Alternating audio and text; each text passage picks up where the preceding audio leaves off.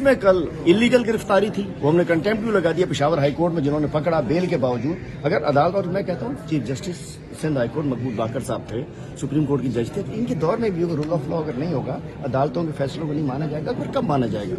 उस पर कंटेम्प्ट लग गया पेशावर में।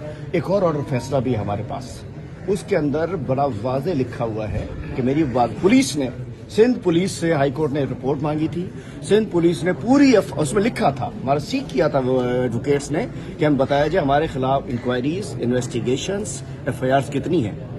उसके अंदर उन्होंने जो 12 दी और सब पे मैं बेल किया हुआ। कल यहाँ से जज साहब ने छोड़ा तो हमें मुबीना टाउन के केस में गाड़ी चलाने में गुमनाम है। मैं नामालूम लगता हूँ आपको? मैं नामालूम हूँ कि नामालूम अफराद मुझे डाल दिए? मैं मालूम आदमी हूँ। एफआईआर में नहीं था, उसमें पकड़ ली, जबकि ये भी high court Sindh high court के ऑर्डर्स की वायलेशन है कि एक स्टे के बावजूद उसमें लिखा है कि जी ना आप एनपीओ में पकड़ सकते हैं, ना किसी फ्रेश केस में, ना किसी और केस में पकड़ सकते हैं। अगर मेरी इंक्वायरी चल रही थी मुबीना टाउन में तो इन्हें बतानी चाहिए। ये उसमें रिकॉर्ड करते हैं, हाँ जी हम इन्वेस्टिगेशन कर रहे हैं, सामने आ गया, अचानक मुबीना टाउन आ गया।